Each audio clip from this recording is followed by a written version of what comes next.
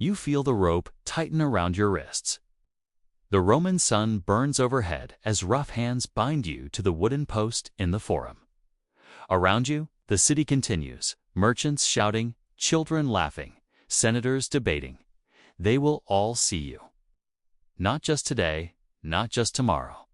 For 7 endless days, as your body slowly devours itself, as your mind fragments, as everything you are dissolves in public view. This is not execution. This is erasure. Before we step deeper into this darkness, I'd love to know, where in the world are you watching from? It amazes me every single time that a story this ancient can still reach across continents and centuries to find you. The method had no official name in Roman records. Historians would later call it exposure punishment or prolonged public degradation. But those clinical terms fail to capture what it truly was, a week-long annihilation of the self, designed not merely to kill, but to unmake. It emerged during the late Republic, perfected under the Empire, and was reserved for one category of criminal above all others: those who betrayed Rome itself, traitors, conspirators, men who dared imagine they could topple the greatest power the world had known. For them, crucifixion was too quick, beheading too merciful, the gladiatorial arena too glorious. Rome needed something else, something that would etch itself into the collective memory of an entire civilization. The records are frustratingly sparse, deliberately so. The Romans documented their triumphs in exhaustive detail, but their darkest practices were often mentioned only in passing, as if the writers themselves could barely stomach the description. Tacitus speaks of deaths extended across days until nature claimed them. Cassius Dio describes a senator bound before the Temple of Vesta from one market day to the next, conscious through the greater part of his dissolution. Suetonius mentions punishments under Tiberius, where the condemned were given to time and exposure in sight of the people. These fragments, scattered across centuries of writing, all point to the same horrifying reality. Marcus Flavius. Secundus had been a military commander on the Germanic frontier, respected, decorated, trusted with 3 legions, but trust, in Rome, was a fragile thing. When whispers reached the emperor's ears, whispers of secret correspondence, of promises made to rival claimants, a coup being carefully orchestrated, Marcus suddenly found himself recalled to Rome. Not for honors, for judgment. The trial lasted less than an hour. The evidence, whether fabricated or genuine, was damning enough for men who had already decided his fate before he entered the Senate chamber. Treason against the state. Conspiracy against the emperor. The sentence was pronounced not by the presiding magistrate, but by imperial decree, carried in on a sealed tablet. 7 days of exposure in the Forum, Romanum bound and unshielded, until death claims him. They stripped him before dawn, when the Forum was nearly empty. The post had been erected overnight, sturdy oak, 8 feet tall, positioned directly between the Temple of Saturn and the rostra, where every citizen conducting business would pass. His arms were pulled above his head, wrists bound with thick hemp rope treated to prevent rapid fraying. His ankles were lashed to the base of the post, legs slightly bent, forcing his weight onto his shoulders. The position seemed almost casual to observers. A man standing, held upright. Nothing dramatic. Nothing that screamed torture. But the Romans understood bodies. They understood leverage and strain and the slow mathematics of suffering. Within 2 hours, Marcus felt the first burning pain in his shoulders. Within 4, his breathing had become labor. To draw air into his lungs, he had to push upward on his bound legs, relieving the pressure on his chest cavity just long enough to inhale. Each breath became a choice, a conscious act of will. And this was only the first morning. The Forum filled as the sun climbed higher. Senators walked past, some averting their eyes, others pausing to observe with clinical interest. Merchants set up their stalls within 20 paces of where Marcus hung. Children pointed, asking their fathers questions that were answered in hushed tones. This was the genius of the punishment. It required no guards, no spectacle, no announcement. The condemned became part of the urban landscape, impossible to ignore, yet normalized through sheer proximity. Life continued around death. By midday, the heat was merciless. Marcus's skin, unused to direct sun after years commanding troops in northern forests, began to redden and blister. Sweat poured from him initially, his body's desperate attempt to cool itself. But this only accelerated the dehydration that would become his primary torment. His tongue began to swell. His lips cracked when he tried to call out whether for water or mercy. The records don't specify. His voice emerged as a harsh rasp that barely carried past the nearest onlookers. Some stopped to listen. A few laughed. Most simply continued about their business, stepping around the small area that had been cordoned off. Their indifference perhaps more cruel than any act of malice. This, too, was calculated. The punishment worked not through dramatic cruelty, but through mundane continuation. The world didn't stop for your suffering. Why should it? You were a traitor. The first night brought a different kind of agony. The temperature dropped sharply, as Mediterranean nights often do. Marcus, who had survived winter campaigns in Germania, now found himself shivering uncontrollably, his naked body unable to generate warmth without movement. Sleep was impossible. Every time his exhausted mind began to drift, his body would sag. The ropes would cut deeper into his wrists, and pain would snap him back to consciousness. Hour after hour in darkness, with only the occasional patrol of the night watch passing by, their torches casting his shadow against the temple walls. Dawn of the second day revealed a man already transformed. His face was gaunt, lips blackened, eyes sunken. The areas where the ropes held him had begun to show abrasions, raw flesh exposed to air and dust. His attempts to speak had ceased. When a group of young patricians passed by, one made a joke about the new statue in the forum, and the others laughed. To them, Marcus had already stopped being human. He was a thing, a warning, a monument to the cost of disloyalty. What the observers couldn't see was the battle happening inside his mind. Dehydration affects consciousness in stages. First comes the simple, overwhelming fixation on water. Every sound becomes potentially rain. Every shadow might be someone bringing relief. Then comes the confusion, as the brain begins to misfire, starved of proper blood flow and oxygen. Marcus began to see his wife, though she was hundreds of miles away. He heard his children calling him. He stood once more on the Rhine, cold water rushing past his ankles. These hallucinations were both mercy and torture, brief escapes that made returning to reality even more unbearable. By the third day, the physical degradation was impossible to ignore. The human body is not designed to remain in a fixed position. Blood pools, circulation fails. The muscles of his legs, forced to remain semi-contracted, had begun to spasm uncontrollably. His shoulders had partially dislocated, the joints giving way under the sustained weight.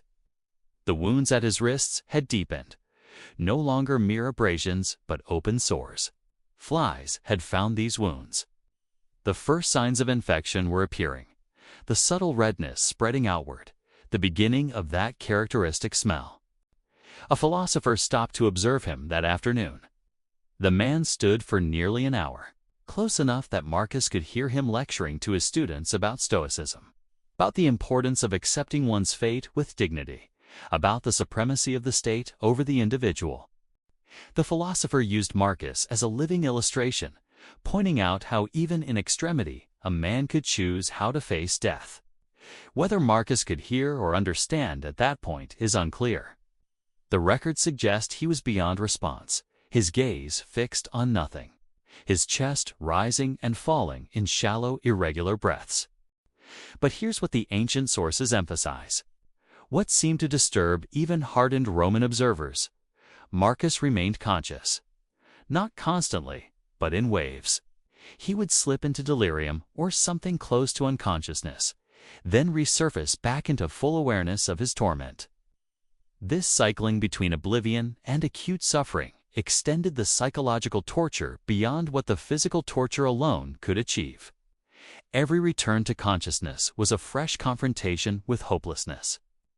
Every realization that he was still alive, still bound, still on display. The fourth and fifth days brought the infections into full bloom. The wounds at his wrists had become grotesque, swollen, and weeping. The smell was strong enough that vendors began moving their stalls farther away, not from compassion, but from simple commercial concern. The stench was affecting business. The fluids leaking from the infections had traveled down his arms, and the flies had multiplied. Guards finally had to be posted not to protect Marcus, but to keep dogs and rats from the area at night, attracted by the scent of dying flesh. His body had begun cannibalizing itself. With no food or water for 5 days, it had burned through every available energy reserve. Fat stores depleted. The metabolic processes had turned to muscle tissue. His frame, once that of a commanding military officer, had become skeletal. His skin, where not burned or infected, had taken on a waxy, translucent quality. Beneath it, every bone was visible, every tendon standing out in sharp relief. He was being reduced to his essential elements, the slow revelation of the architecture beneath the person. But the cruelest aspect of days 4 and 5 was the brief moments of clarity that still came. In these moments, Marcus would realize where he was, what was happening, how much time might remain. Ancient observers reported that on the 5th day he wept, not from physical pain, but from the full comprehension of his circumstance. No rescue would come, no reprieve, no sudden revelation of his innocence. Just the continuation of this dissolving until some organ finally failed or some infection finally overwhelmed what remained of his immune system. The crowds had changed by now. Initial curiosity had faded. The execution had become mundane, part of the forum's furniture. But a particular type of visitor had begun to arrive, those with a darker curiosity. Those who wanted to witness the final stages of death, who were drawn to the spectacle not from civic duty, but from something more primal. They would stand for hours, watching for changes, waiting for the moment when the chest would cease its rising, when the slight movements that indicated life would finally still. On the 6th day, Marcus stopped responding to any external stimuli. His eyes remained open but showed no reaction to movement or sound. His breathing had become the death rattle that Roman physicians recognized as the body's final stage, the gurgling sound of fluid in the lungs and throat. The irregular gasps as the respiratory system began its ultimate failure. His heart, after days of impossible stress, developed an arrhythmia that observers noted as a visible, irregular pulsing in his neck. The organ was quite literally failing, muscle tissue damaged beyond repair, beating erratically as it tried to pump blood that had thickened from dehydration into a sludge. The kidney failure had produced the characteristic smell that anyone who has witnessed it recognizes instantly: the sweet, sickening odor of toxins the body could no longer process. His urine, the small amount his body could still produce, had turned dark and viscous. The liver had ceased most of its functions. The intestines, having had nothing to process for a week, had begun to deteriorate, their lining breaking down. From a medical perspective, Marcus Flavius Secundus was experiencing system-wide organ failure. His body shutting down in pieces while consciousness flickered on and off like a failing lamp. The 7th day dawned cold and gray. Those who passed through the forum early noted that the condemned was still alive, though calling it life seemed generous. His chest moved perhaps 5 or 6 times per minute, long pauses between each shallow breath. His face had taken on the appearance of a skull, skin drawn so tight that every contour of bone showed through. His eyes, still open, had sunk so deeply that they seemed to disappear into shadow. The flies had largely moved on, sensing perhaps that their host was nearly gone. Somewhere around midday, the exact time is not recorded, Marcus took his final breath. There was no dramatic moment, no last words, no significant change that observers could point to. One moment, there was the slight rise and fall of his chest, and then there wasn't. His heart, which had been beating for over 40 years through battles and marches and the normal course of life, simply stopped. The electrical signals that had coordinated its rhythm for all that time ceased. The muscle, exhausted beyond recovery, stilled. They left him another day, letting the lesson linger even in death. His body began to decompose in full view. Discoloration spreading, swelling setting in, bacteria accelerating the work they had long been poised to do.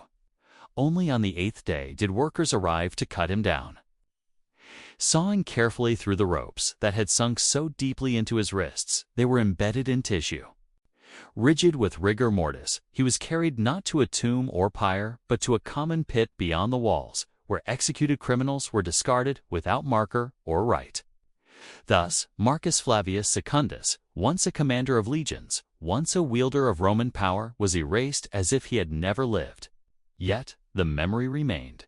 Senators, merchants, children, all who passed through the Forum carried the sensory imprint of those 7 days, a warning that would resurface whenever treachery stirred again. The execution of Marcus Flavius Secundus, a name I've given to represent the many whose actual names were deliberately erased from history, was not an anomaly. It was policy. A tool as carefully designed as any aqueduct or road, built not to move water or armies, but to move fear through the population. The Romans understood that power is ultimately psychological. Physical force can compel obedience, but psychological terror creates internalized control. Make people witness suffering extended over 7 days. And you create a fear that regulates behavior more effectively than any law or legion. The aftermath rippled through Roman society in ways both visible and invisible. Conspiracy, which had been endemic during certain periods, would suddenly cease. Not because the underlying political tensions had resolved, but because the price of failure had been demonstrated in terms no one could forget. The 7-day execution created what we might now call a chilling effect, a silence born not from agreement, but from terror. Yet something else happened too, something the architects of this punishment perhaps didn't fully anticipate. A small number of Romans began to question. If this was what Rome required to maintain itself, if this level of cruelty was necessary for order, what did that say about Rome itself? These questions were rarely voiced publicly. That would be dangerous. But they lived in private conversations in the writings of certain philosophers, in the growing appeal of religions and philosophies that emphasized mercy and the inherent value of human life. Christianity, which would eventually supplant Roman paganism, found fertile ground partly because it offered a stark moral contrast to punishments like these. The wooden post in the Forum was eventually removed, but the space where it had stood remains somehow marked in collective memory. Centuries after the practice had ended, after Rome had fallen and risen again in new forms, historians would still write about that place where they bound the condemned for 7 days. The physical wood rotted away, but the psychological imprint remained, carved into the culture's understanding of what human beings were capable of doing to each other when power went unchallenged. In the end, the 7-day execution reveals something profound about the architecture of tyranny. It shows us that sophisticated cruelty, calculated, precisely timed, psychologically informed, can be more effective than random violence. That suffering can be weaponized with the same engineering precision that built the Colosseum. That a civilization can produce both sublime beauty and methodical horror, and see no contradiction between them. The man bound to that post under the Roman sun, whether we call him Marcus or acknowledge him as one of many nameless victims, experienced something that should have been impossible to inflict deliberately on another human being. 7 days of consciousness confronting its own extinction, hour by hour, breath by breath. His suffering purchased Rome's stability, at least temporarily. His erasure reinforced the empire's authority. But it also left a stain that all their marble and monuments couldn't quite cover.